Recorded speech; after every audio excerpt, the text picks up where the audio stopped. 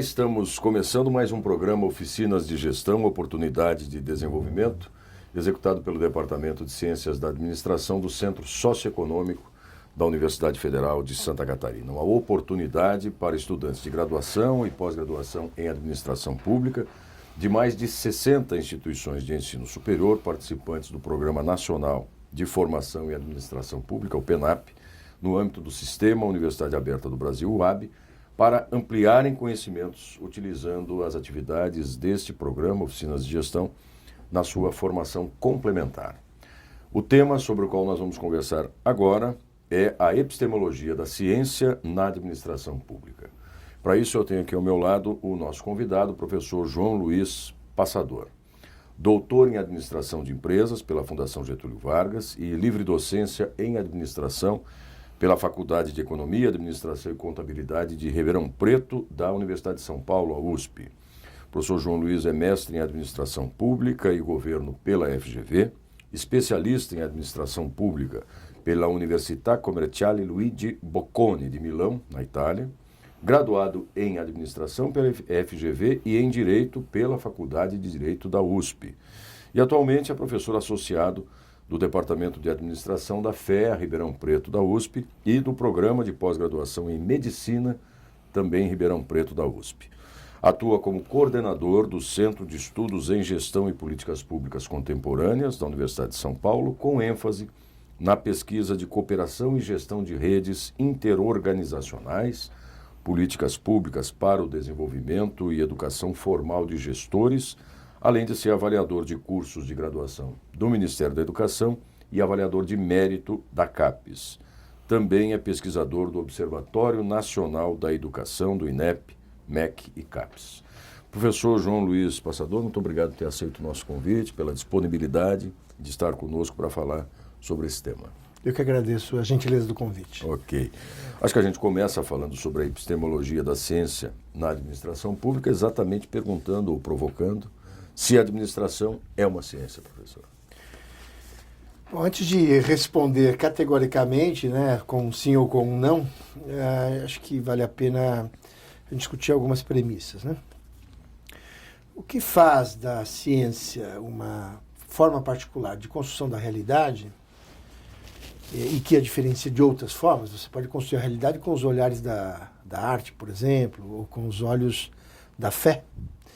Mas, enfim, que dentre outras possibilidades, o que faz da ciência particular, nesse processo de construção da realidade, é justamente o método científico. Então, a ciência como uma prática cultural da modernidade, né? Ela renasce, né? O Renascimento traz a ciência como vamos dizer assim, como um personagem central, né, dessa nova ética da modernidade. Ela nasce porque justamente você passa a tentar conhecer as coisas se utilizando de processos que sensibilizam os seus órgãos dos sentidos e utilizando também de técnicas de sistematização desse conhecimento para o compartilhamento e para a previsão, né? A ideia da ciência também é que ela tem essa capacidade preditiva e tal. Então, a ciência moderna nasce basicamente inicialmente com as chamadas ciências da natureza, então física, química, biologia, astronomia e também as chamadas ciências abstratas, como é o caso da lógica e da matemática.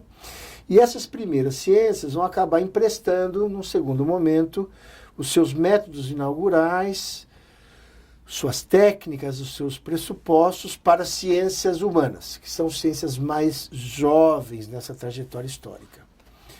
Então, a partir do final do século XVIII, mas principalmente a partir do início do século XIX, as chamadas ciências do homem, sciences de l'homme, como se fala na França, passa a se utilizar de metodologias para a construção de conhecimento específico dessas áreas, essas áreas específicas de interesse humano ligadas às sociedades, ao comportamento humano, às suas relações de produção, consumo, acumulação, convívio, etc.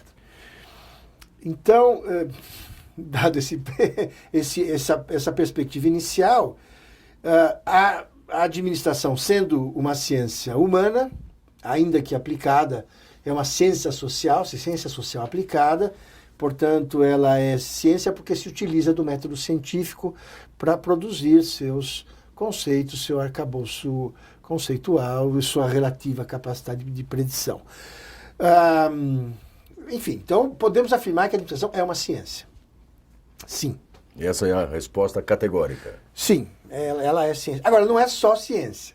Essa aqui é uma... Ela é também ciência. Ela é também ciência. E existe, de fato, um pouco essa tensão dialógica entre as chamadas ciências da natureza e as ciências do homem. Porque as ciências humanas são, diríamos, mais arriscadas, né? Quando você estuda o átomo, por exemplo, até isso é uma discussão hoje, mas você tomando aí a física newtoniana clássica, quer dizer, quando você estudava o átomo, ele não reagia, ele não se incomodava e tal. Mas quando você estuda as sociedades, elas reagem, há um processo de interação e, portanto, na construção do conhecimento em ciências humanas, não dá que se perder a perspectiva histórica, né? Então, tem uma coisa importante, né, nesse universo da construção, da construção do conhecimento científico em humanidades, para a dor e para a delícia, é que é ciência porque se utiliza do método, mas tem um detalhe, quer dizer, o método não é único, e essa é a dor e a delícia. Então, quando você vai se organizar enquanto cientista para produzir conhecimentos na área de humanidades, você vai ter que fazer escolhas entre escolas de pensamento metodológico. E isso é difícil, isso cria conflitos, né? Então, o primeiro grande conflito é esse mesmo, que as ciências da natureza dizem que as ciências humanas não são ciências, são disciplinas, são coisas do gênero. Áreas do conhecimento. Mas o que é quando a gente entra para dentro especificamente da esfera da produção do conhecimento em humanidades, aí dentro você tem escolhas e aí você tem, obviamente, aderências, né? Em relação a quais seriam as escolas metodológicas mais adequadas e tal. Então, acho que essa é uma boa discussão quando a gente parte para a discussão entre administração e administração pública.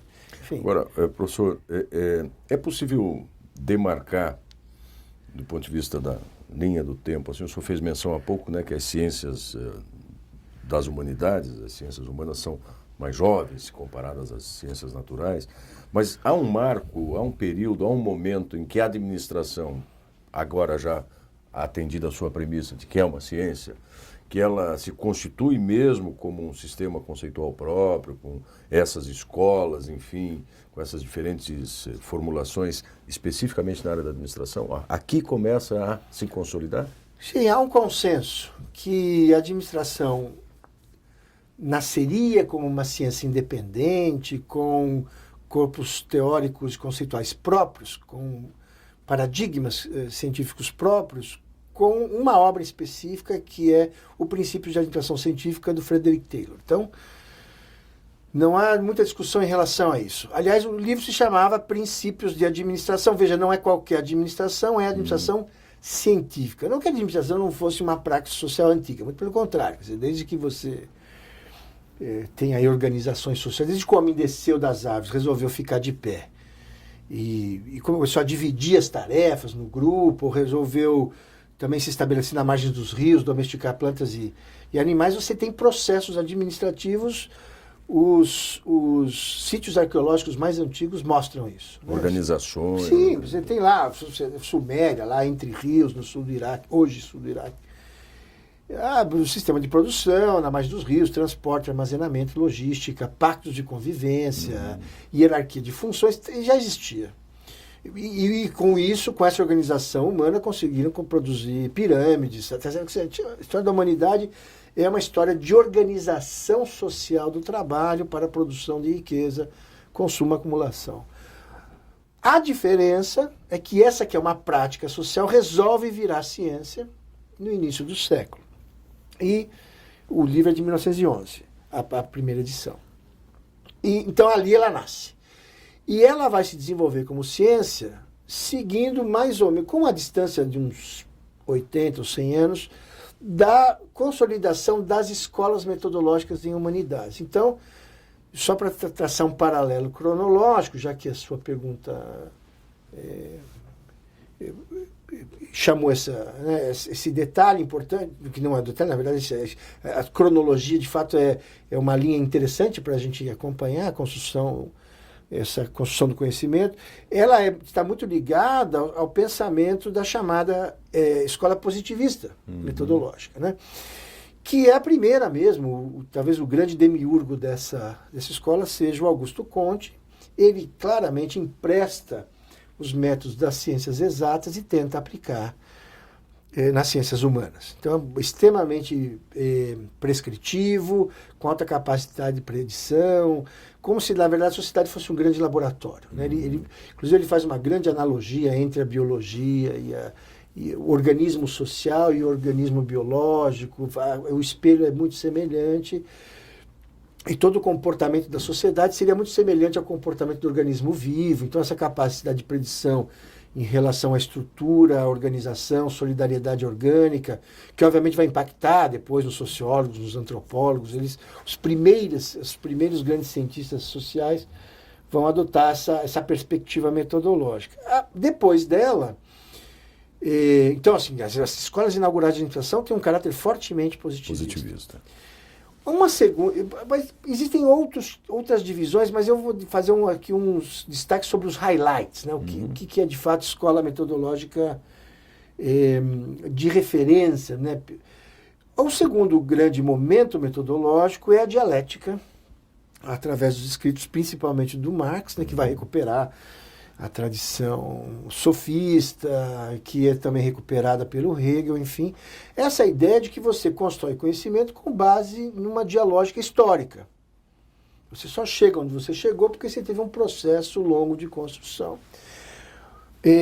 Que, obviamente, vai se opor a essa visão da revelação das essências, que é da tradição positivista, que, obviamente, vai emprestar... Você vê que ninguém inventa nada agora, né? Que vai emprestar...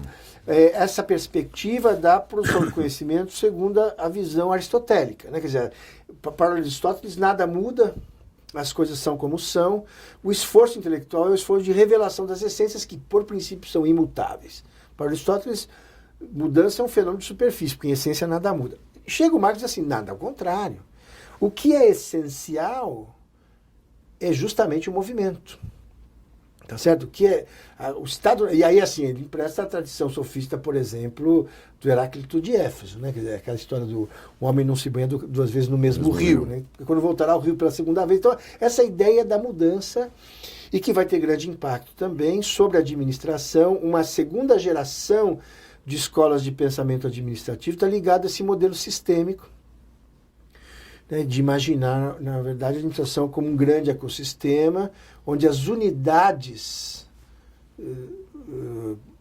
empresariais, organizacionais, mantêm relações de influência e há um processo dinâmico de autorrenovação, né? Se o primeiro momento são organizações de automanutenção, manutenção sobre o que não muda, agora de autorrenovação, porque é o processo dinâmico histórico. A crítica que se faz ao modelo dialético é que, na verdade, ele trabalha com essa dialógica bipolar, né? Então, o modelo clássico lá, né, do Hegel, tese que gera sua antítese na relação dinâmica produz uma síntese que será a nova tese, que é binário, né? E aí, para nossa felicidade, nossa de cientistas sociais, ainda que na área aplicada, é que o século XX, no seu início, veja que gratidão que a gente tem que ter com isso. Aquela mesma física clássica do Newton, que havia nos aprisionado, do ponto de vista do método, no começo, né, dos paradigmas da construção do conhecimento em ciências humanas, vai ser a mesma que vai nos libertar. Porque aí a física quântica vai dizer assim, olha, não existe uma física de certezas e fronteiras. Os termos da física quântica são esses, né? Você tem uma teoria da incerteza, do Heisenberg, né? Uhum. Você vai ter os artigos, famosos artigos do Albert Einstein de 1905, vai trabalhar com relatividade, né? Um deles, né? Então, você percebe que esses termos são termos onde não há mais certezas, há fronteiras de possibilidades, começam a surgir aqueles que começam a trabalhar com as teorias do caos, que não é uma desordem, mas é uma nova ordem, e vai produzir físicos contemporâneos que ajudam a explicar, de fato, fenômenos sociais mais caóticos, né? Elia Prigogine, Humberto Maturana. E para a administração foi uma revolução isso, porque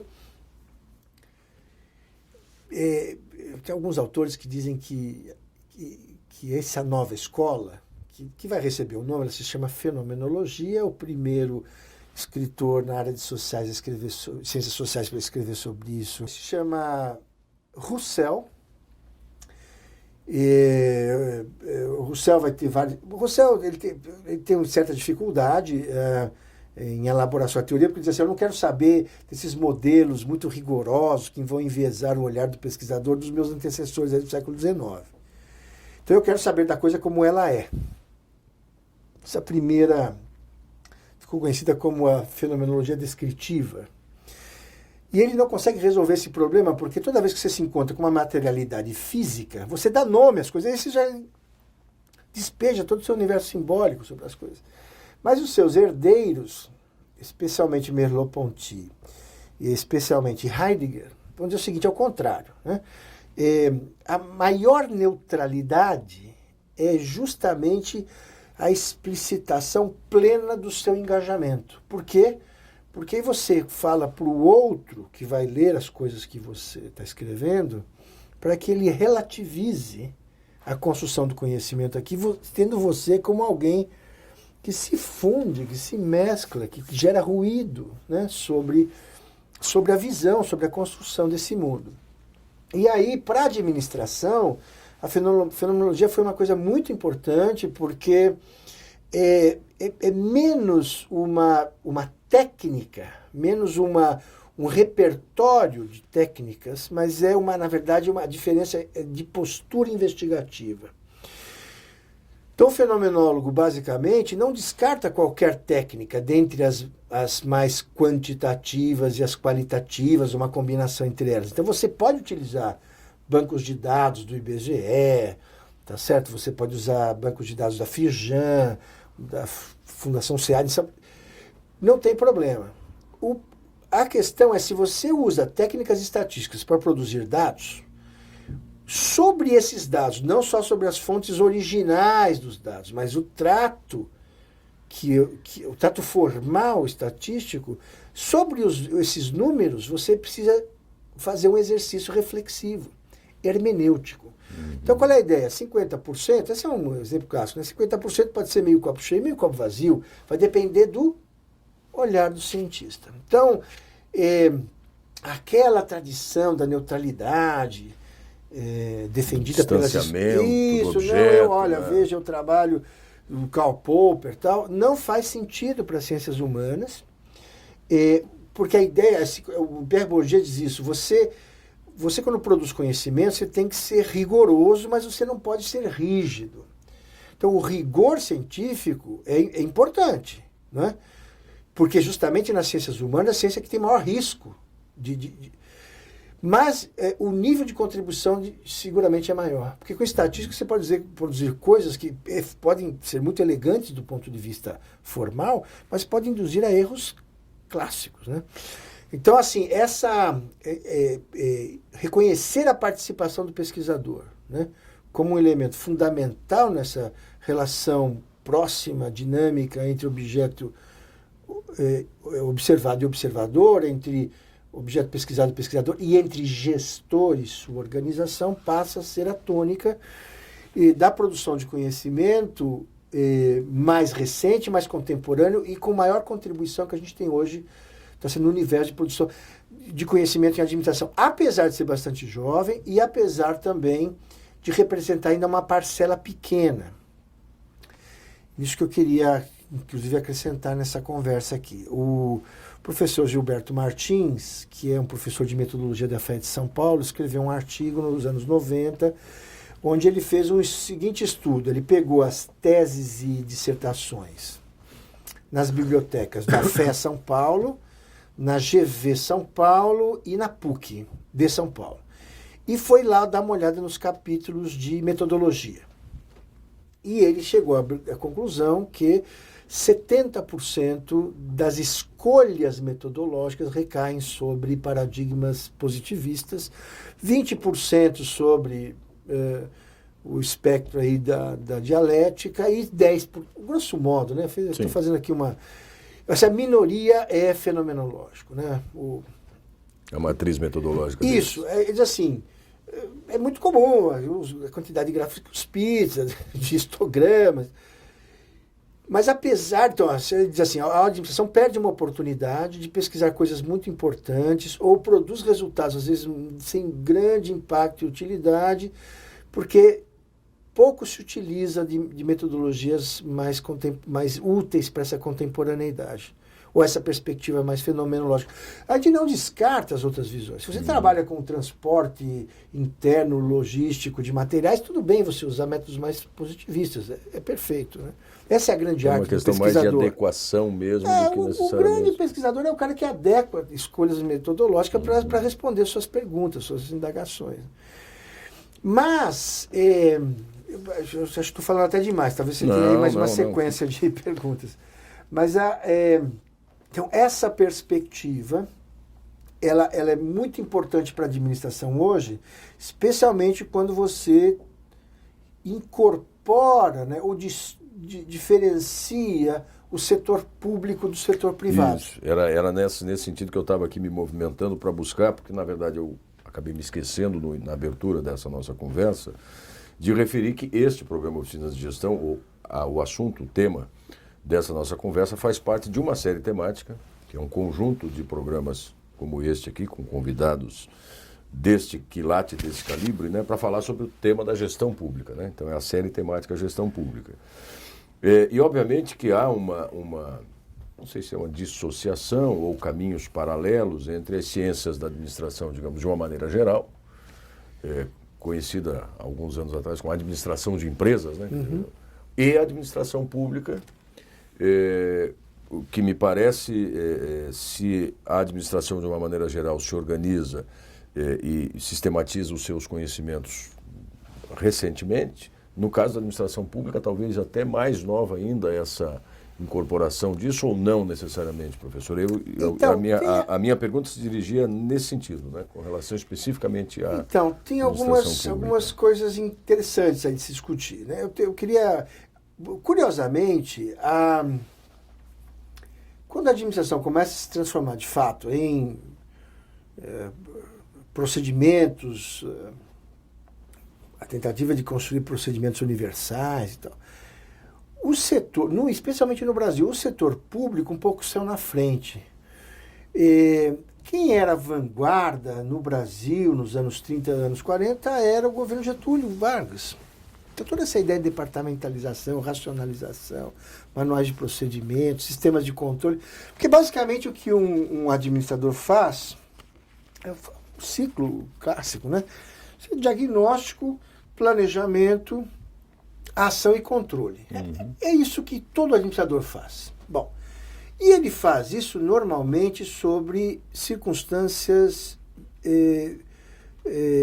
de restrição de recursos. Né? Você tem uma limitação de recursos diante de demandas infinitas. Todo mundo quer sempre tudo o máximo, né, com a visão do cliente. Então, a administração se dá sempre sobre condições, com raras exceções, mas na maioria dos casos sobre condições de escassez. Então, é isso que o administrador faz. Ele tem que combinar esses fatores sociais de produção disponíveis, né? Energia, pessoas, tecnologias, combinar isso segundo uma base gerencial escolhida e tentar gerar com isso máximos benefícios. Bom, esse é o ponto. Máximos benefícios é um juízo de valor. Máximos benefícios para alguém que está ligado ao setor financeiro bancário é a máxima reprodução, por exemplo, do capital investido pelos acionistas. Máximo benefício para um gestor de ONG ambiental é a máxima possibilidade de garantir a sobrevivência e a perenidade dos recursos ambientais. Para um gestor público, o máximo benefício é a possibilidade de eu gerar, com os recursos limitados e finitos, a possibilidade de consumo máximo homogêneo para uma população de interesse. Então, o que acontece? Para a administração não existem valores universais. Existe um corte ético fundamental. O Ministério da Educação, na sua comissão de especialistas na administração, tentou, porque tinha uma época que a gente tinha uma pulverização enorme. Você tinha administrador com ênfase em RH, com ênfase em marketing, com ênfase em finanças. Se não, o gestor é um gestor de organizações, seja ela qual for a organização. Se for agronegócio, se for metal mecânico, setor, sei lá, transformação de alimentos. Mas aí ela percebeu que tinha essa divisão difícil ou que precisaria ter essa atenção distinta. Então, se no setor privado o que interessa mesmo é a máxima reprodução do capital, que é o lucro, para o setor público o corte ético é outro. Nesse sentido, eu acho que foi muito inteligente, é por isso que, inclusive, a gente está aqui discutindo isso, né? Porque não teria, de fato, uma esfera tão particular para se discutir a administração pública. Então, nesse sentido, eu acho que a administração pública hoje ela passa por um processo importante de renascimento, porque, assim, só para retomar lá o início da nossa conversa, o governo Getúlio deu padrão e as empresas privadas começaram a copiar. E, de repente, essa é uma discussão que as empresas privadas começaram a ter um padrão de gestão técnica melhor que o setor público, que era criticado de ineficiências e coisas do gênero. Hoje, a administração pública começa, na verdade, a perceber, né, que no setor privado também tem grandes problemas e que copiar, pura e simplesmente, modelos do setor privado não vai gerar. Tanto que, os exemplos são muitos. Existe um pouco essa tentação, né? Olha, eu vou chamar um empresário bem-sucedido do setor privado e vou colocar ele para gerir uma prefeitura. Com muita frequência isso não dá certo. O Fox, no México, que o diga, por exemplo.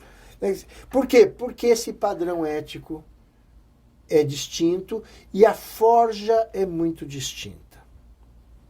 Eu queria aqui prestar uma homenagem. Quando eu estava terminando meu curso na GV, teve uma sucessão de diretoria. O professor Michael Zeitlin estava saindo, estava entrando o professor Alan Stemfer, e o Zeitlin era muito amigo do Mário Covas. E o Mário Covas foi lá prestar as homenagens, né, na despedida. E ele fez um discurso inesquecível. Ele era um orador brilhante, não precisava de papel, né? Um discurso sobre a vocação do homem público. E ali, ele não sabia, mas ele me deu uma grande aula sobre ciência política e sobre gestão pública. Então, o homem público tem um padrão de vocação profissional distinto do sujeito que lida com o setor privado. São outros compromissos, é um outro repertório de interesses e que, eventualmente, não pode se confundir. Quer dizer, quem trabalha no setor público com muito interesse privado pode cair na tentação do patrimonialismo. Enfim, a gente tem umas longas discussões sobre isso, né? Mas voltando ao tema central da nossa discussão aqui, do ponto de vista da produção do conhecimento, eu acho que, sendo uma ciência humana, que não descarta essa participação subjetiva do pesquisador, e se não descarta essa participação, não se pode negar, né, o universo ético no consórcio desse processo epistemológico de construção do conhecimento, de entendimento de como se constrói conhecimento. O setor público, de fato, se distingue, tem fronteiras claras, a gente consegue perceber que os centros de gravidade são distintos no setor privado e no setor público. Agora, ainda nessa perspectiva do conhecimento que é produzido, sistematizado, disseminado, incorporado pelos diferentes setores e, sobretudo, pela administração pública, é possível a gente classificar um perfil, um padrão atual da ciência da administração pública, no Brasil particularmente? Quer dizer, você tem a formulação de conhecimentos próprios, particulares para a área da gestão? A gente vê, pelo menos assim como observador, com alguma isenção, um crescimento da qualificação, da busca por uma formação da gestão pública, dos gestores públicos, novas gerações de gestores formados para essa finalidade e seguramente com esse corte ético ao que o professor se referiu? Eu tenho certeza disso. a gente tem assistido nos últimos anos a várias manifestações que caminham exatamente para isso que você apontou. Primeiro, a multiplicação de cursos e disciplinas na área pública, a valorização do setor público como ator no processo de promoção do desenvolvimento das sociedades. Ator protagonista, né? Grande protagonista. Não um coadjuvante. Não. E começar a entender muito bem quais são os seus papéis. Obviamente que a gente tem uma história no Brasil que a gente tem algumas heranças que precisam ser superadas, e é por conta disso, efetivamente, que você tem uma mobilização da inteligência desse país para tentar, de fato, resolver esses problemas e dar rumos novos, com perspectivas inovadoras, né?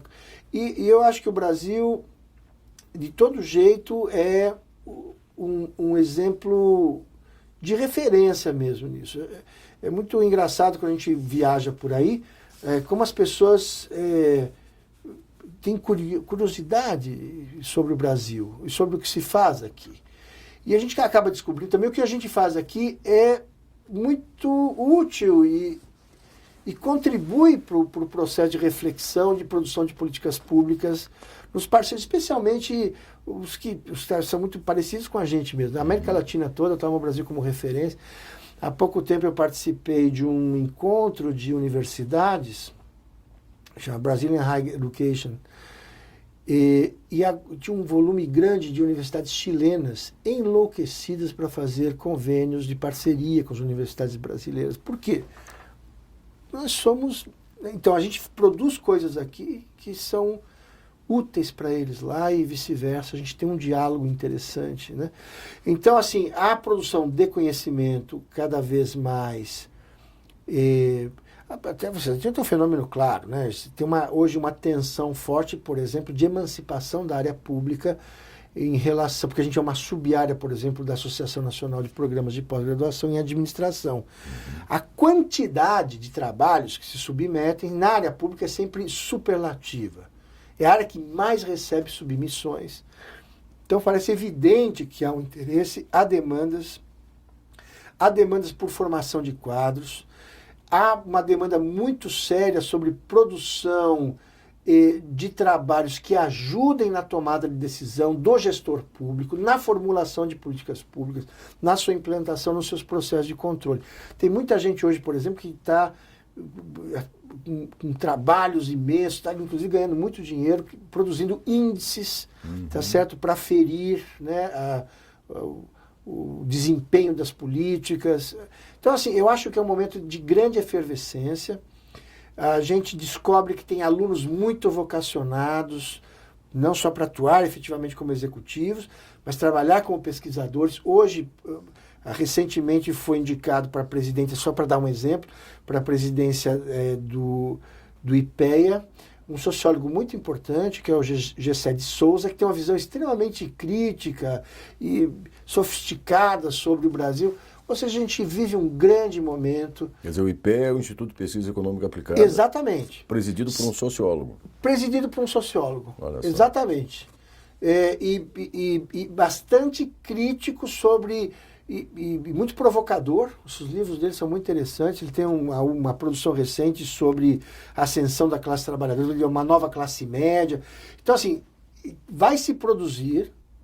Obviamente que o presidente sempre ele acaba dando uma orientação, né, geral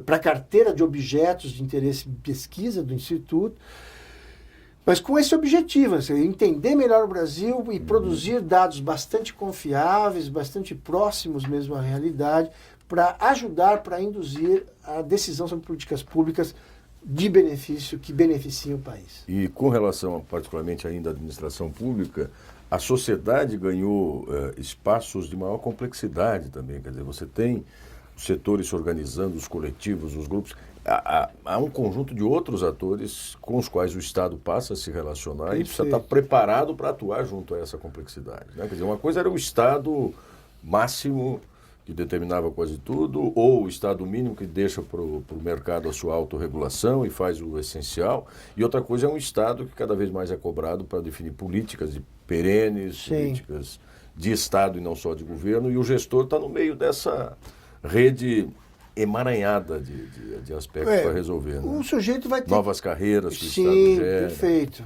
Então, a gente tem que formar esses profissionais para lidarem com isso. Eu acho que eu sou muito fã do John Rawls, né, que ele trabalha com esse conceito de justiça. Ele tenta achar todo mundo tenta fazer isso, na verdade, mas acho que ele é um pouco mais competente. Mas ele pega as ideias do Alex Tocqueville, que trabalha com essa tensão clássica da modernidade, do Estado de Direito moderno, né, que é a tensão entre a liberdade e a igualdade. Você sempre tem esse gradiente de tensão. Né? Como é que você pode exercer a liberdade, especialmente a liberdade econômica, e como é que você garante igualdade de oportunidade a todos?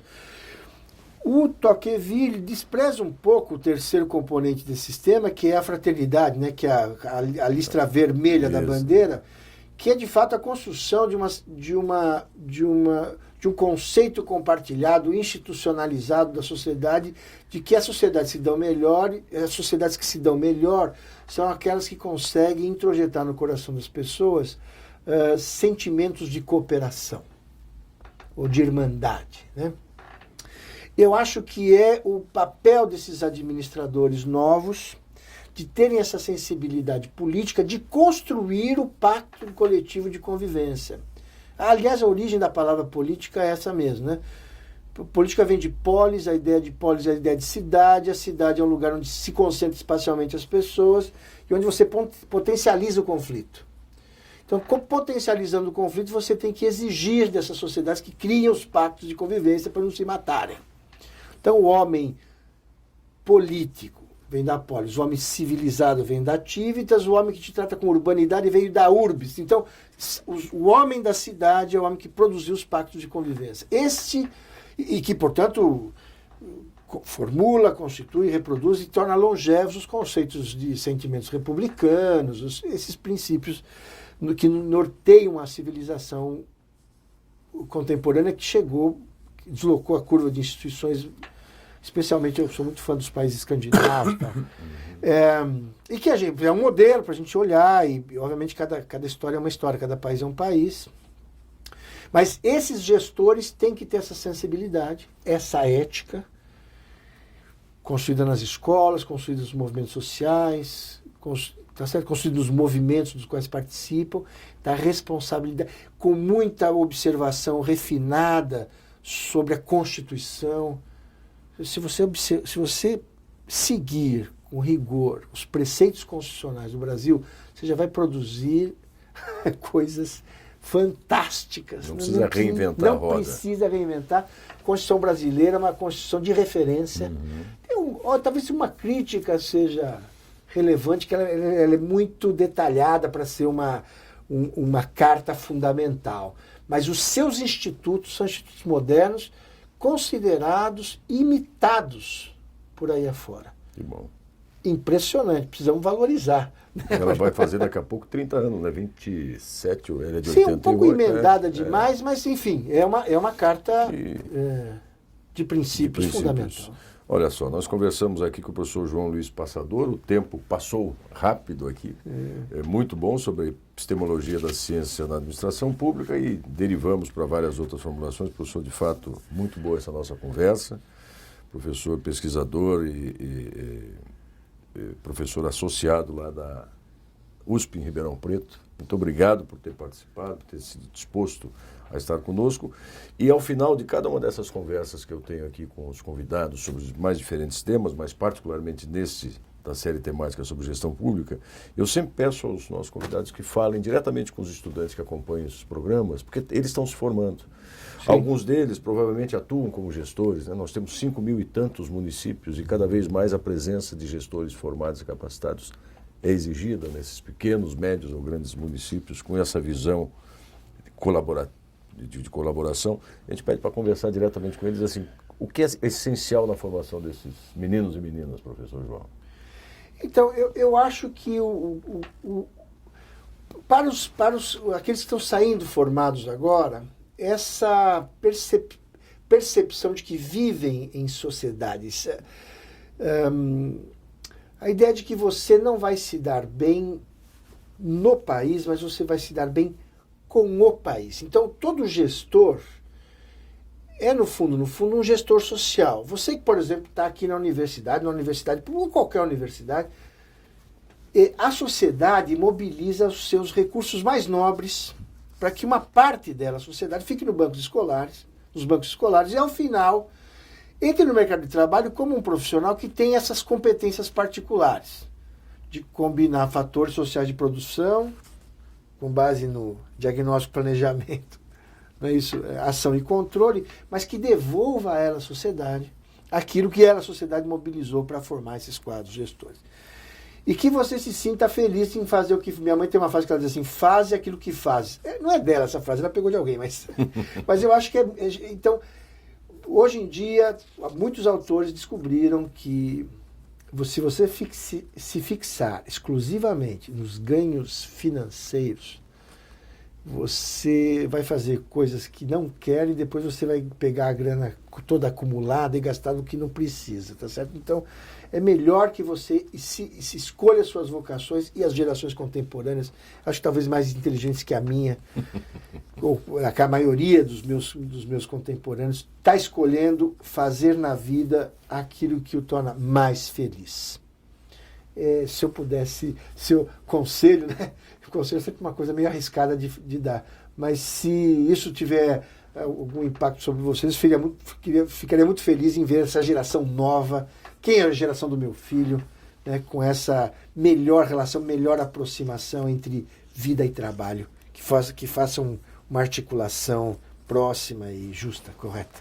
Que bom, professor João Luiz Passador, mais uma vez, muito obrigado por ter estado conosco aqui pela excelente conversa que tivemos, e vocês que nos acompanham, continuem atentos ao ambiente virtual, a todas as ferramentas aí de informação sobre o programa Oficinas de Gestão, para acompanhar a sequência dos próximos programas. Até a próxima.